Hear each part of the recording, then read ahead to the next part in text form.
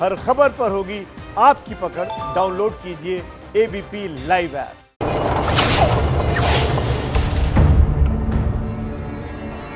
देश में कोरोना का संकट बरकरार है। कोरोना के देश में जितने मामले हैं उनमें करीब 1/3 जमात की वजह से हैं और अब लगातार जमातियों के खिलाफ एक्शन भी देश भर में हो रहा है।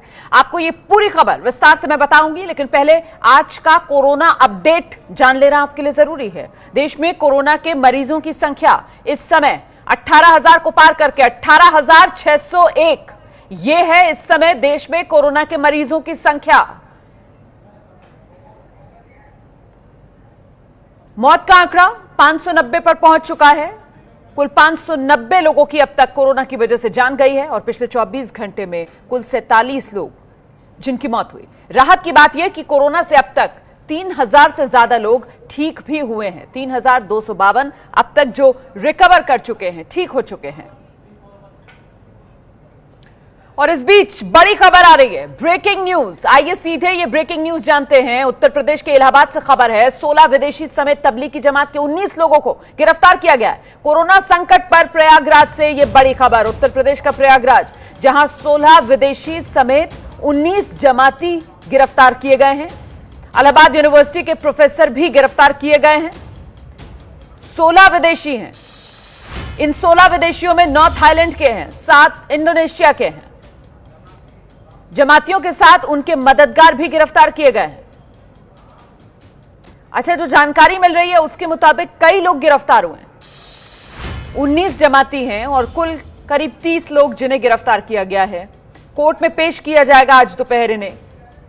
हम सीधे आपको लेकर चलते हैं। मेरे साथ मेरे सहयोगी रणवीर इस वक्त मौजूद हैं और डिटेल्स के साथ। और रणवीर, जरा विस्तार से बताइए प्रयागराज में ये कार्रवाई जो हुई है इसके बारे में।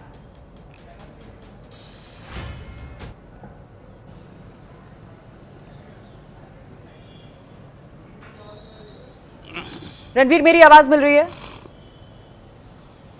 संपर्क मुझे लगता है रणवीर से हमारा नहीं हो पा रहा है। हम रणवीर से बात करने की कोशिश करेंगे। बड़ी खबर मैं एक बार फिर से आपके लिए दोहरा देती हूं। देखिए, जो अभी जानकारी निकल कर आ रही है वो ये कि प्रयागराज में बड़ा एक्शन हुआ है। प्रयागराज में ये एक्शन जो है वो तबलीग जमात से जुड़े जमातियों के खिलाफ हुआ है। यहां कई लोगों को गिरफ्तार किया गया है। जो गिरफ्तार किए गए लोग हैं उनमें 16 विदेशी भी हैं और जो 16 विदेशी हैं उनके बारे में बताया जा रहा है उनमें से 9 जो हैं वो थाईलैंड के हैं, 7 इंडोनेशिया के हैं। कुल 16 विदेशी जो गिरफ्तार किए गए हैं। एक इलाहाबाद यूनिवर्सिटी के प्रोफेसर को भी गिरफ्तार किया गया इस मामले में। जमातियों की मदद करने के मामले में इलाहाबाद यूनिवर्सिटी के प्रोफेसर को गिरफ्तार किया गया है। आज दोपहर इन सभी लोगों को कोर्ट में पेश किया जाएगा। पॉलिटिकल साइंस के प्रोफेसर हैं इलाहाबाद यूनिवर्सिटी में मोहम्मद शाहिद, जिन्हें गिरफ्तार किया गया है। प्रोफेसर मोहम्मद शाहिद पर विदेशी जमातियों को शरण दिलाने और चोरी छिपे रहने में मदद करने का आरोप है। एक बार फिर से मैं कोशिश करती हूं बात करने की। रणवीर हमारे साथ मौजूद है। रणवीर, प्रयागराज में ये जो कार्रवाई हुई है, कुल कितने लोग गिरफ्तार किए गए हैं और इनका ब्रेकअप, कितने विदेशी हैं, विदेशों में कहां कहां से हैं, इस तरीके की तमाम डिटेल्स, तमाम जानकारियां जरा दर्शकों को दीजिए।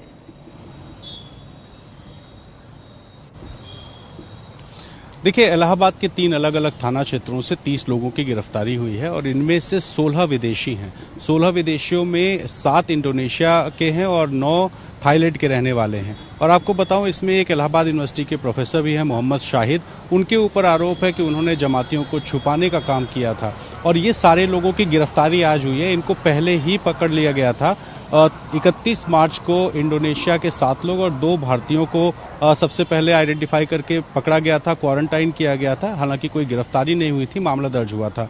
उसके बाद फिर 1 तारीख को जो थाईलैंड से आए हुए लोग थे उनको चिन्हित करके पकड़ा गया और उसके बाद 5 या 6 तारीख को मोहम्मद शाहिद, जो प्रोफेसर हैं, उनके ऊपर आरोप है कि उन्होंने इन लोगों को छुपाने का काम किया था, उनको पकड़ा गया। और इन सभी लोगों में एक व्यक्ति जो कि इंडोनेशिया का रहने वाला था, उसको कोरोना पॉजिटिव आया था। ऐसे में सारे लोगों को एहतियातन जांच कराकर क्वारंटाइन किया गया था।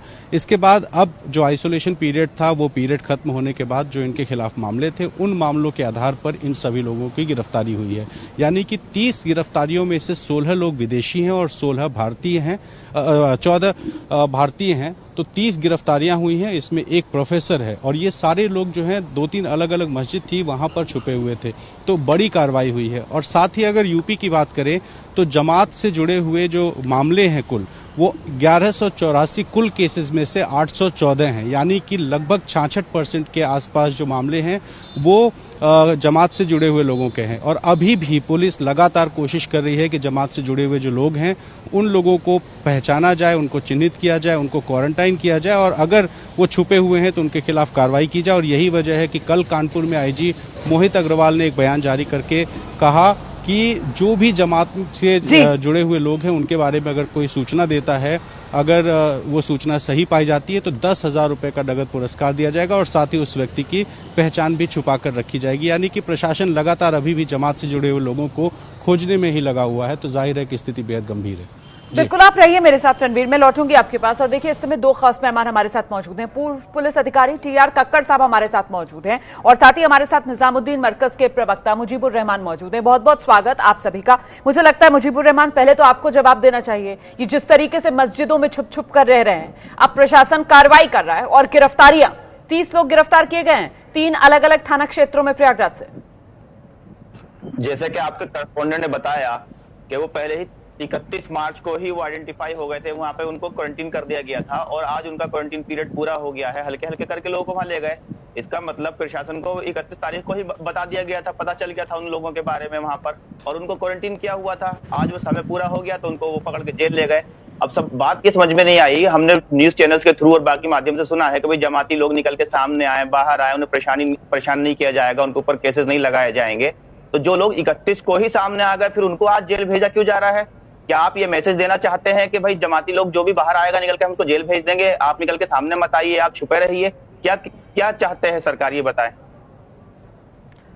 टीआर कक्कड़ साहब, मुजीबुर रहमान ये समझ नहीं पा रहे हैं कि वो जमाती जो हैं वो खुद बाहर निकल कर नहीं आए थे, ढूंढा गया था उनको, वो छुपे हुए थे मस्जिदों के अंदर और वो विदेशी नागरिक हैं। जो 30 लोग गिरफ्तार किए गए हैं उनमें से 16 जो हैं वो विदेशी नागरिक हैं। ये सारी सच्चाइयां जो हैं ये मुजीबुर रहमान को दिख नहीं रही है। कक्कड़ साहब सामने आ गया है। एक मिनट मुजीबुर रहमान सुनिए। मुजीबुर रहमान ना तो किसी को बोलने देंगे। मुजीबुर रहमान जो है वो सच्चाई को कभी मानना नहीं चाहते हैं और उसको हमेशा ट्विस्ट देंगे। ये जो लोग उस वक्त पकड़े गए थे 31 मार्च को, इनको पकड़ा गया था, अलग अलग मस्जिदों से इनको निकाला गया था और उसके बाद क्योंकि एक व्यक्ति को पॉजिटिव था इसलिए क्वारंटाइन किया गया, वो क्वारंटाइन पीरियड खत्म। तो ये चीज इसकी मदद लेना के लिए तो खुद आए थे। ये हमेशा रहमान जो है ये हमेशा तोड़ मोड़ के चीजों को पेश करना चाहते हैं। अब प्रश्न ये है कि इस तरह के पता नहीं कितने और लोग मस्जिदों में छिपे होंगे या किसी के पास ऐसी जगह पे छिपे होंगे। कुछ लोग इन्हें मदद कर रहे हो। ऑब्वियसली अगर मस्जिद में 4 फॉरेनर्स जाते हैं या कोई और आदमी जिसकी तलाश है वो जाता है, तो जब तक उसके जो मस्जिद का इमाम है या मस्जिद का जो भी होता है सरगा, वो अगर इनकी मदद नहीं करेगा तो ये ज्यादा देर वहां नहीं रह सकते। इसी वजह से इन बाकी लोगों को 14 लोगों को भी पकड़ा गया। मुझे हैरानी तो इस बात की है, बाकी तो चलो ये हमेशा कहते हैं कि कम समझते हैं, समझते नहीं है। वो एक प्रोफेसर साहब जो हैं वो इसमें कैसे शामिल हो गए, इससे यही पता लगता है कि इनकी जड़ें बहुत दूर तक है। हर एक व्यक्ति इनको छिपाना चाहता है।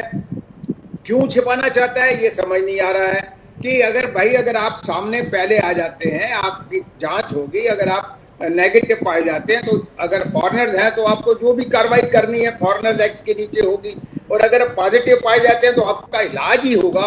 हिंदुस्तान में कोई बगैर इलाज के नहीं रहता है, तो इलाज होगा।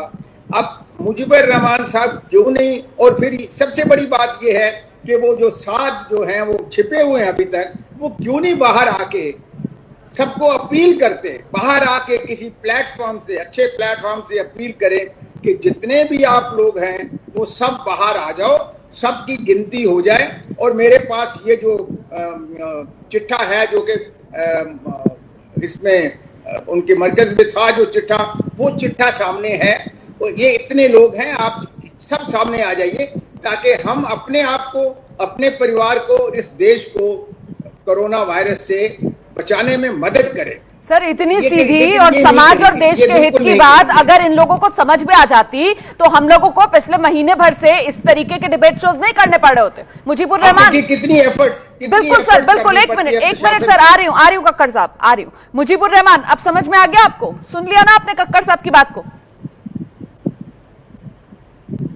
कक्कड़ साहब ने कहा कि अपील क्यों नहीं करते हैं। मैं आपको बता दूं 20 दिनों के अंदर अंदर 3 अपील कर दी हैं और वो आपके न्यूज चैनल के ऊपर भी चली है तीनों अपील। सामने लोगों ने कहा कौन सी अपील सर? कौन सी अपील? ऑडियो क्लिप्स आ रही हैं, उनको आप अपील कहते हैं? आप सुन लीजिए ना, पूरी बात सुन लीजिए।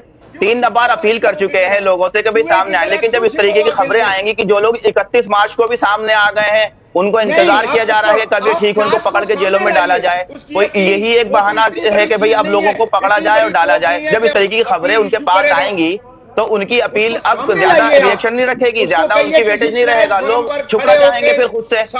31 मार्च को लोग 31 मार्च आपकी सुई वही इंतजार कर रहे हैं कि ये लोग ठीक हो रहे हैं, उनको पकड़े। यानी कि अगर किसी को कोरोना हो गया है और उसका आप इंतजार कर रहे हैं ठीक होने का, कोरोना होने वाले को आपने मुजरिम बना दिया। क्या ये बताइए जमात में जाना कोई गुनाह है?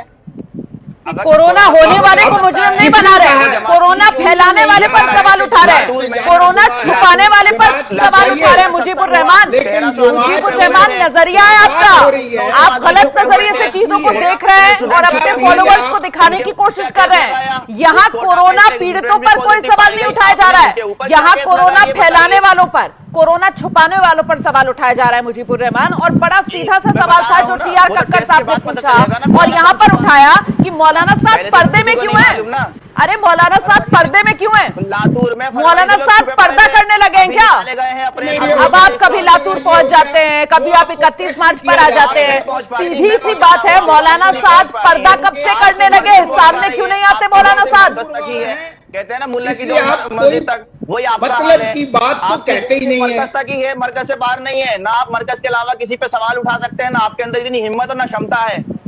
मैं चैलेंज कर रहा हूँ आपको। नहीं सर, आप ही में सारी क्षमताएं हैं सर, क्योंकि झूठ जिस तरीके से आप लोग बोलते हैं बैठकर टेलीविजन चैनल पर, सबको शर्माने लगते हैं। लोग सामने आ गए। एक मिनट, मुझे लगता है मुझे अपने रिपोर्टर के पास चलना चाहिए।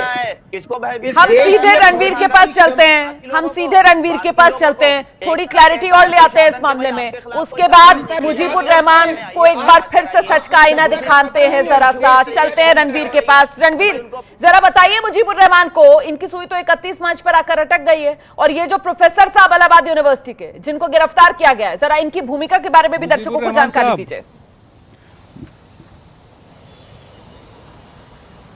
मुजीब साहब, आपने जो मेरी जानकारी को लेकर कोट करके अपना जो तर्क गढ़ रहे हैं, मैं आपको बता दूं कि ये सारे लोग उस वक्त छुपे हुए थे, नंबर 1। नंबर 2, टूरिस्ट वीजा पर आकर यहाँ धार्मिक काम करने की अनुमति किसी को नहीं थी। यानी कि जमात से जुड़े जो 30 लोग में से 16 लोग हैं, उनको परमिशन ही नहीं थी कि वो यहाँ आके ये सारा काम करे जो वो कर रहे थे। तीसरी बात, मैं लखनऊ में मौजूद हूँ और लखनऊ का एक इलाका है कसाईबाड़ा। यहाँ लखनऊ में कुल केसेस आए हैं 167 और 167 में से अकेले कसाईबाड़ा इलाके में 100 केसेस आए हैं। यानी कि वो 12 जमात के लोग जो अलीजान मस्जिद में आकर छुपे हुए थे, उन सारे लोगों ने कसाईबाड़ा इलाके में 100 लोगों में कोरोना फैलाया। इसका जिम्मेदार कौन होगा? सिर्फ आप ये कह देंगे कि 31 को मिले थे साहब तो मुकदमा नहीं होगा, ये किसने आपसे कह दिया है? ये सारे लोग छुपे थे और पुलिस गलियों में ढूंढ कर इन लोगों को निकाल रही थी। जब लॉकडाउन हुआ तो जहां था वहां फंस गया। एक सेकंड, मंदिर है तो मुजीबुर रहमान, एक मिनट, पहले पूरी बात सुन लीजिए। आप रणवीर की बात सुन लीजिए, मैं आपको पूरा मौका दूंगी बोलने का। मुजीबुर रहमान सुन तो लीजिए ना, मुजीबुर रहमान सुन तो लीजिए ना, इतना पेशेंस रखिए ना, सुन लीजिए फिर जवाब दे दीजिएगा। आपके पास आऊंगी सीधे, पॉइंट्स नोट कर लो, कागज और पेन लेकर आया करो जब आप आया करो ना चैनल पर डिबेट के लिए। आइए अपनी बात पूरी कीजिए रणवीर।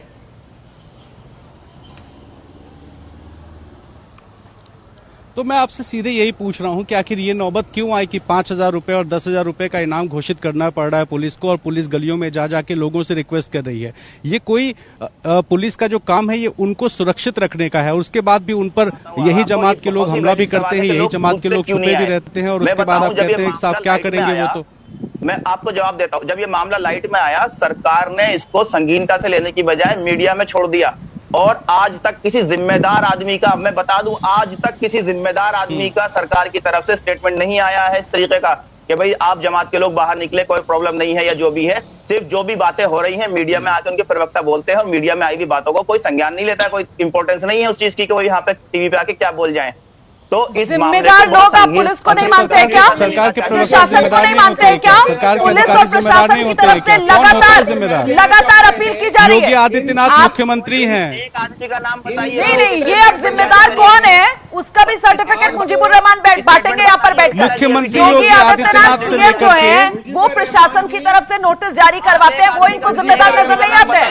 मुजीबुर रहमान सबसे बड़े जिम्मेदार है इस समय। बता रही हैं किस डेट को हुआ? नहीं आई है। आप जिला मजिस्ट्रेट और जिला लेटर जो आप बता रहे हैं, लेटर जारी हुआ, डेट बताइए, कहां से जारी हुआ ये बताइए। सर, मुझे यहाँ पर आपको डेट बताने की जरूरत नहीं है। डिस्ट्रिक्ट के अंदर जिला मजिस्ट्रेट की तरफ से वक्त पर ये नोटिस जारी हुए, ये नोटिस जारी हुए। यहाँ पर भी कुछ लोगों ने अपनी पॉलिटिक्स सेकने की कोशिश की है। पॉलिटिक्स नहीं हो रही है ना सर, पॉलिटिक्स तो आप करते हैं, आप सुनते नहीं है और लगातार बोलते हैं। अब जरा सा रणवीर का जवाब सुन लीजिए। नहीं दिखेगा हिंदुस्तान के लोगों की जो जान फंसी हुई है मुजीबुर रहमान जवाब सुनोगे या लगातार बोलते रहोगे? रोटियां सेकना है अपना में। मुजीबुर रहमान तो भाई लगातार बोलते रहेंगे। मुझे लगता है हमें इनकी आवाज थोड़ी सी कम करनी चाहिए और रणवीर से जरा सा जवाब लेना चाहिए। रणवीर, हर चीज में सवाल है मुजीबुर रहमान के पास। चला चुके अपने चैनल के ऊपर, आज आप चला, मुझे बता दीजिए कौन जिम्मेदार। मुजीब साहब, शायद आप टीवी नहीं देखते, अखबार नहीं पढ़ते हैं, क्योंकि जब जमात से जुड़ा मामला आया था तब मुख्यमंत्री खुद उन्होंने अपील की थी कि जमात के लोग बाहर आएं। सरकार के प्रवक्ताओं ने अपील की थी, उप मुख्यमंत्री ने अपील की थी, अपर मुख्य सचिव अवनीश अवस्थी पीसी करके बार बार कहते हैं, तमाम सारे पुलिस अधिकारियों का बयान है और साथ ही ये सरकार के जिम्मेदार लोग हैं और आपकी कौम के जिम्मेदार लोग फिरंगी महली साहब से लेकर के जो अलग अलग शिया और सुन्नी धर्मगुरु हैं, इन सारे लोगों का बयान आ चुका है। तो ना आप सरकार को मानते हैं, ना अपने धर्मगुरुओं को मानते हैं, तो किसको मानते हैं और किसको आप जिम्मेदार मानते हैं? आप जो कहें वो सही और बाकी लोग जो अपील करें वो गलत, कहाँ रहते हैं आप? कहा कि फिरंगी साहब क्या कह रहे हैं, ये साहब क्या कह रहे हैं और पीसी में क्या कहा गया है। मैं कहता हूँ कोई सर्कुलर जारी हुआ, कोई इस तरीके का नोटिफिकेशन जारी हुआ और अभी आप कह रहे हैं कि सरकार ने कहा था कि भाई लोग निकल के सामने आए, कुछ नहीं होगा। सेट कर लिया ना, आप अपने एजेंडे पर ही आगे बढ़ेंगे। सरकार कहती है, सरकार कह रही है, धर्मगुरु कह रहे हैं, लेकिन फिर भी प्रोफेसर शाहिद जैसे लोग जो हैं जमातियों की मदद कर रहे हैं, जमातियों को छुपा रहे हैं, ये जानते पूछते कि कोरोना किस तरीके की महामारी है। मुझे लगता है हमें इस पहलू पर जरूर चर्चा करनी चाहिए। कक्कड़ साहब को हम लेकर आना चाहेंगे इस समय इस चर्चा में। कक्कड़ साहब, हर तरफ से अपील की जा रही है, हर तरफ से कहा जा रहा है कि साहब समझो, ये जो कोरोना बीमारी है ये किसी की धर्म, जात, किसी का मजहब, किसी का रुतबा, पैसा देखकर उसके दरवाजे पर दस्तक नहीं देता है। ये नहीं किसी को सर्टिफिकेट बांटता है कि ठीक है हम तुम्हारे घर द्वार नहीं आएंगे क्योंकि तुम तो हिंदू हो या तुम मुसलमान हो या तुम ईसाई हो या तुम सिख हो। बावजूद इसके सर ऐसी जाहिलाना हरकत जो इस समय बड़ी साजिश नजर आती है कि इलाहाबाद यूनिवर्सिटी का एक पढ़ा लिखा प्रोफेसर वो इन जमातियों की मदद कर रहा है।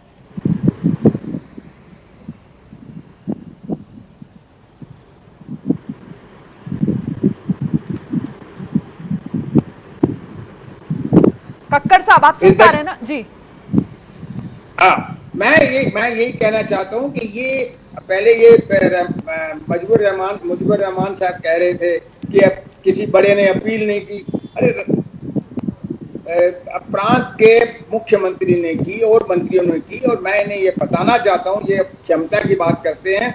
जिले में जिला अधिकारी, डिस्ट्रिक्ट मजिस्ट्रेट और एसएसपी ने अगर एक बार अपील कर दी तो उस जिले के लिए वो कानून है। आप समझते नहीं इस देश को किस तरह से चलाया जाता है, वो कानून है और अगर उनकी अवहेलना करते हैं तो आपको अरेस्ट किया जाए। उनकी अगर आदेशों की अवहेलना करते हैं, जो भी करेगा उसको अरेस्ट किया जा सकता है। ये आपकी कॉन्स्टिट्यूशन कहती है, ये आपका इंडियन पीनल कोड कहता है, क्रिमिनल प्रोसीजर कोड कहता है ये।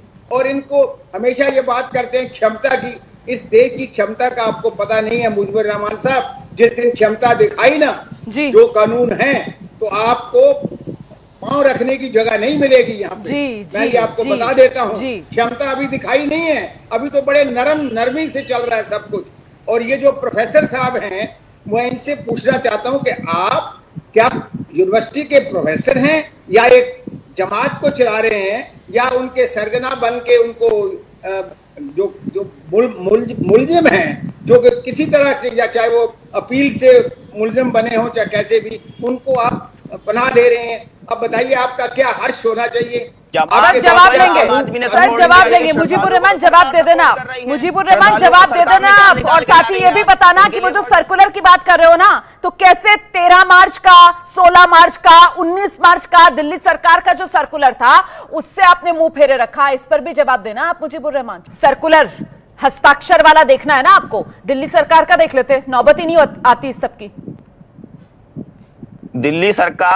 दिल्ली सरकार एक बहुत छोटी से है। जब जमात का मामला आया सेंट्रल अब गवर्नमेंट, दिल्ली सरकार छोटी हो गई, सरकारों के छोटे बड़े होने का फैसला मुजीबुर रहमान करेंगे। कौन जिम्मेदार है कौन नहीं है ये मुजीबुर रहमान फैसला करेंगे। किसकी बात मानी जाए नहीं मानी जाए ये मुजीबुर रहमान फैसला करेंगे। मोहम्मद साद लेकिन बाहर नहीं आएंगे। मोहम्मद साद जो है वो पर्दा नशी हो गए, पर्दा करेंगे मोहम्मद साद। मुजीबुर रहमान डीएम साहब से कुछ नहीं होता है, ये कोरोना कोई डिस्ट्रिक्ट पे सीमित नहीं है किसी एक पर्टिकुलर। मोहम्मद साद पर्दा नशी हो गए, पर्दा करेंगे। मुजीबुर रहमान, आपके उत्तर से ये लगता है कि आप साथ जो के बर्किस का इनका आपका तबलीगियों का सरगना गिना जाए तो उसे आप राष्ट्रपति से कंपेयर करना चाहते हैं। आप क्या प्रधानमंत्री से कंपेयर करना चाहते हैं? मैंने आपको समझाया है, प्रांत हैं, प्रांत में जिले होते हैं। अगर जिला अधिकारी डिस्ट्रिक्ट मजिस्ट्रेट ने स्वयं या पुलिस अधिकारी जो कि एसएसपी है उसने कह दिया है, एक ऐलान कर दिया है अपने मुंह से, वो उस जिले के लिए लागू होता है। और अगर लागू जो भी उसकी अवहेलना करेगा उसका वो जो उन्होंने कहा है वो 188 के नीचे सीआरपीसी आईपीसी 100 उसके नीचे पकड़े जा सकते हैं, अरेस्ट किए जा सकते हैं। और वो व्यक्ति जो अरेस्ट किया जा सकता है और कोर्ट उसका ट्रायल करेंगी, क्या वो कानून नहीं बन जाता? नहीं तो 188 होता ही नहीं। सर मुझे लगता है मुजीबुर रहमान को इस पर जवाब देना चाहिए आगे। मुजीबुर रहमान साहब चोरी का मामला नहीं है। मुजीबुर रहमान आगे आपसे ही जवाब लेंगे। सर क्या ठान लिया आप लोगों ने कि कानून की धज्जियां उड़ाएंगे? क्या जमात ने ठान लिया है, क्या तबलीगी जमात ने ठान लिया है कि कानून की धज्जियां उड़ाएंगे? कानून के दाव पेच ढूंढकर, लूपहोल्स ढूंढकर उसी को अपनी आड़, उसी को अपनी ढाल बनाएंगे मुजीबुर रहमान। अच्छा, ये जो 16 विदेशी हैं, इसमें जो 19 जमाती गिरफ्तार किए गए हैं, और ये जो 16 विदेशी हैं इनमें से 9 थाईलैंड के हैं, 7 इंडोनेशिया के बताए जा रहे हैं। सबसे बड़ी बात यह कि वो जो मददगार गिरफ्तार किए गए हैं ना प्रयागराज में इन जमातियों के, उनमें एक पढ़े लिखे इलाहाबाद यूनिवर्सिटी में पॉलिटिकल साइंस के प्रोफेसर शाहिद भी शामिल हैं जिन्हें गिरफ्तार किया गया है। तो देखिए यहां कहां फर्क नजर आता है। एक तरफ मौलाना साद को देख रहे हैं आप इस वक्त टेलीविजन स्क्रीन पर, दूसरी तरफ प्रोफेसर शाहिद को देख रहे हैं आप टेलीविजन स्क्रीन पर।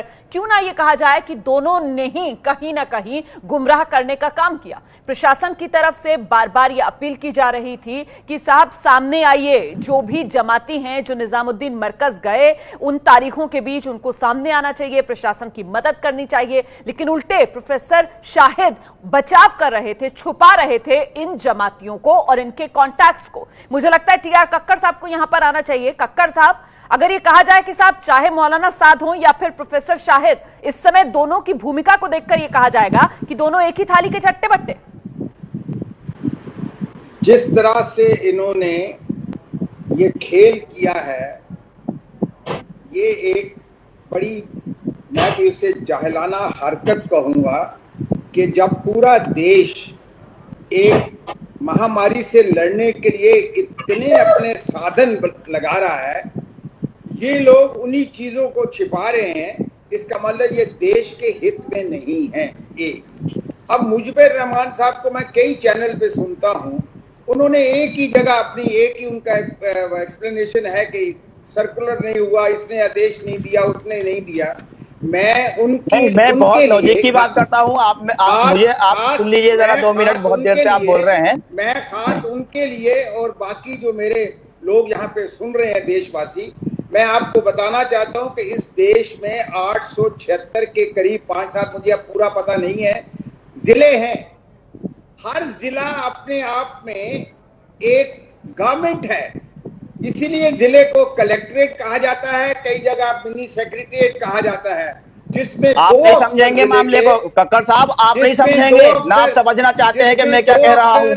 आपने इतने बड़े नेशनल मामले को जिले के ऊपर डाल दिया, डिस्ट्रिक्ट के ऊपर डाल दिया, आपने नेशनल सिक्योरिटी को आपने डिस्ट्रिक्ट के ऊपर डाल दिया। यही हम बता रहे हैं कि फेल हो गई यहाँ पर सरकार, केंद्र सरकार यहाँ फेल हो गई, ये मैं बता रहा हूँ आपको। फिर लागू होते हैं पूरे जिले में, जितने भी निर्देश, जितने भी आदेश सरकार से आते हैं वो इन अफसरों के पास पहुंचते हैं, वो फिर जिले में लागू करते हैं, चाहे वो कोई भी डिपार्टमेंट हो, उनको लागू किया जाता है। तो जिले को इतना कमजोर मत समझिए। ना सर, ये जिला प्रशासन की अथॉरिटी को कहाँ मानेंगे सर? सरकार है खक्कर साहब, ये जिला प्रशासन की अथॉरिटी को आपको लगता है मानेंगे? इनको राज्य सरकारों की बात समझ में नहीं आती, केंद्र सरकार की बात नहीं समझ में आती, इनको प्रधानमंत्री की बात नहीं समझ में आती सर। और फिर इनकी बेशर्मी देखिए, यहाँ पर बैठकर ये अथॉरिटी की बात करते हैं। किस अथॉरिटी पर सवाल उठा रहे हैं आप? किस अथॉरिटी पर आप सवाल उठा रहे हैं? किस अथॉरिटी की मानते हैं आप? इनको आप चाहते हैं कि प्रधानमंत्री साहब के सामने हाथ जोड़े? अब forget about it, forget about it. वो एक आवाज तो खोले मेरी पहले। बिल में आपकी आवाज साफ आ रही है, खुली हुई है आपकी आवाज। हिम्मत नहीं है हर तरीके की गलतफहमियों में आप ही घिरे हुए हैं मुजीबुर रहमान। हर तरीके की गलतफहमियों का शिकार आप ही हैं। आपकी आवाज पूरी खुली हुई है, देश सुन रहा है आपकी आवाज। सारी गलतफहमियां आप ही को है, ये भी देश देख रहा है। जहां मामला पूरे देश का हो, जो बीमारी पूरी दुनिया में फैली हुई है, उस पे एक डिस्ट्रिक्ट मजिस्ट्रेट की, डीएम की विल के ऊपर, उसकी इच्छा के ऊपर छोड़ दिया कि भाई तू काम कर ना कर तेरी मर्जी। 550 के करीब डिस्ट्रिक्ट है हिंदुस्तान के अंदर। अगर एक डिस्ट्रिक्ट ने कोई सर्कुलर निकाला तो उससे देश सुरक्षित नहीं हुआ। मैं कहता हूँ कि केंद्र सरकार क्या भुइयां छीन रही थी, कौन सी घास खोदी जा रही थी, उसकी तरफ से अभी तक कोई स्टेटमेंट क्यों नहीं आया? उसकी तरफ से कोई स्टेटमेंट क्यों नहीं आया अभी तक जमात को लेकर? जवाब दीजिए इस बात का। आपके पास कोई जवाब नहीं है। आप यहाँ पे सिर्फ जो है थिएट्रोलॉजी कर सकते हैं। आप लॉजिक से परे हैं लोग। आपको लॉजिक आपकी समझ में नहीं आता है क्या है? आपने लॉजिक आपको पता है कि लॉजिक क्या चीज होती है? छोड़ दिया। क्या मुझे आप लॉजिक का मीनिंग समझा सकते हैं? बाकी पूरा देश कहाँ गया? आज जहां केंद्र सरकार को एक सॉलिड स्टेप लेना चाहिए था, उसमें वो फेल हो गई। आप उसको छुपा रहे हैं। दूसरी चीज, अब करूंगा अगर सुन रही है मेरी आवाज। अब आप केंद्र सरकार और राज्य सरकारों की नाकामियां ढूंढ रहे हैं। 31 मार्च को 30 लोग वहां पे थे, जबकि प्रयागराज में। तो ये बताइए, यूपी के चीफ मिनिस्टर ने कब जो है वो कॉन्फ्रेंस करी? आपके मुताबिक कब प्रेस कॉन्फ्रेंस करी यूपी के चीफ मिनिस्टर ने? खक्कर साहब, मैं आपके पास आ रही हूँ। इस तरीके से दर्शक समझ नहीं पाएंगे। मुजीबुर रहमान, एक मिनट। मुजीबुर रहमान, एक मिनट।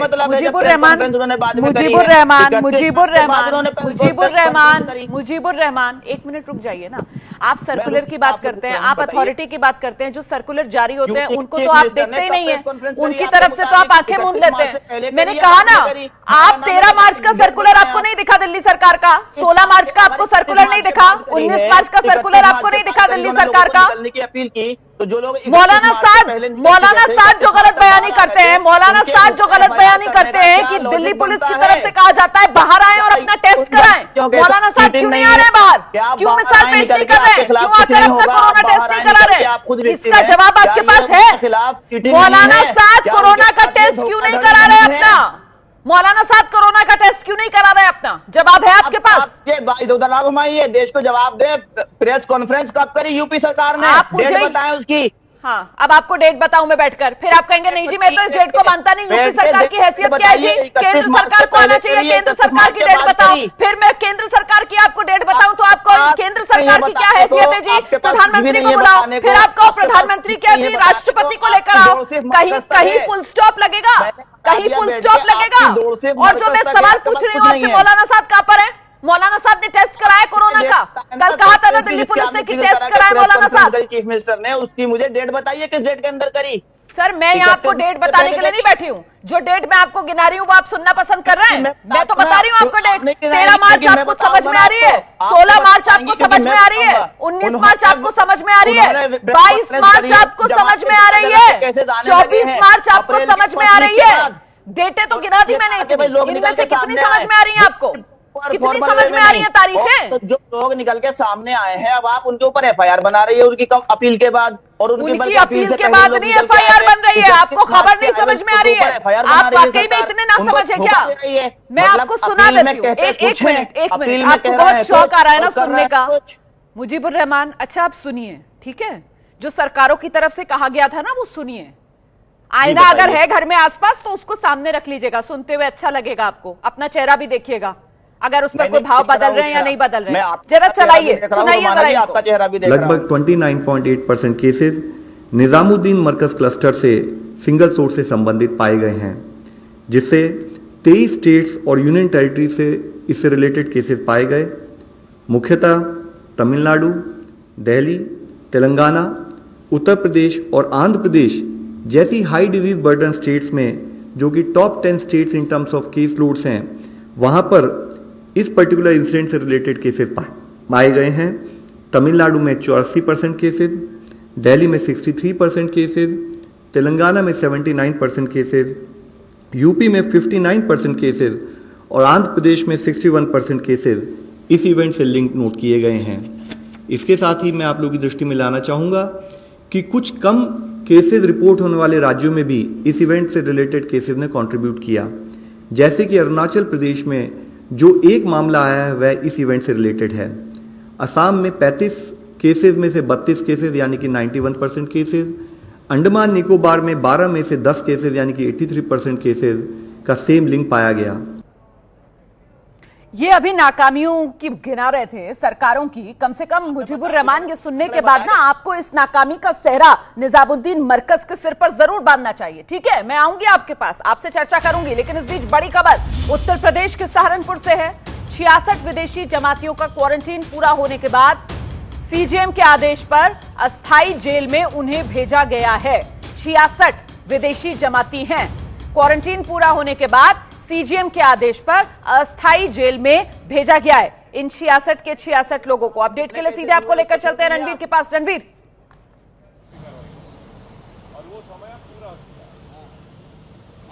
जी देखिए, सहारनपुर में 66 विदेशी नागरिक थे जो सीधे सीधे जमात से जुड़े हुए थे। इनमें से 54 लोग जो हैं वो सहारनपुर से उनको पकड़ा गया था और 12 लोग देवबंद में थे। इन 66 लोगों को क्वारंटाइन पीरियड जब इनका कंप्लीट हुआ है तो इनको सीजीएम कोर्ट में पेश किया गया, जहां कोर्ट ने इनको फिलहाल जुडिशियल कस्टडी दी है और जुडिशियल कस्टडी में इनको जुवेनाइल कोर्ट जो है वहां अस्थायी जेल बनाकर रखा गया है 54 लोगों को, और 12 लोग देवबंद में ही एक जगह है वहां पर इनको फिलहाल कस्टडी देकर रखा गया है। तो ये सभी 66 लोग सहारनपुर में थे, विदेशी थे और इनमें ज्यादातर इंडोनेशिया और सूडान के रहने वाले लोग थे। तो इन सभी लोगों को फिलहाल जुडिशियल कस्टडी दी गई है और आगे जैसे जैसे प्रक्रिया बढ़ेगी। आइए मुजीबुर रहमान, अब जवाब दीजिए। कुछ नाकामी का सेहरा निजामुद्दीन मरकज के सिर भी, आंकड़े तो देख ही लिए आपने किस तरीके से 30% के आसपास मामले देश में। नहीं देखा, मैंने जो आपसे सवाल किया था कि सरकार ने क्या स्टेप लिया, केंद्र सरकार की तरफ से कोई स्टेटमेंट क्यों नहीं आया कि करना क्या है। आपने आंकड़े तो गिना दो, आंकड़े गिनाने के लिए तो बैठे हुए हैं, सब उतारने के लिए, आपकी आरती उतारने के लिए क्या किया जाए सर, आप ही बता दो ना, कैसे उतारी जाएगी निजामुद्दीन मरकज की आरती, आप ही बता दो ना सर। आपसे सवाल किया, आप ही बता दो ना क्या करना है, आप ही बता दो आपको कैसे आरती उतारी जाए निजामुद्दीन मरकज की। क्या करा सरकार की तरफ से तो हर मुमकिन कोशिश की गई, जो सभ्य भाषा होती है उसमें समझाया गया आप लोगों को, सभ्य भाषा में बताया गया आप लोगों को कि साहब बाहर आ जाओ, मदद करो प्रशासन की, सहयोग करो, ये महामारी है। आप बता दो ना कैसे आपकी आरती उतारी जाए। के ऊपर कैसे छोड़ दिया? नहीं ठीक है सर, ठीक है सर, ठीक है, आरती उतारनी पड़ेगी आप लोगों को सर, और कोई रास्ता है नहीं, यही आप बता रहे हो देश को। समय मेरे पास आज इतना ही है, बहुत बहुत धन्यवाद आप सभी का हमारे साथ बने रहने के लिए।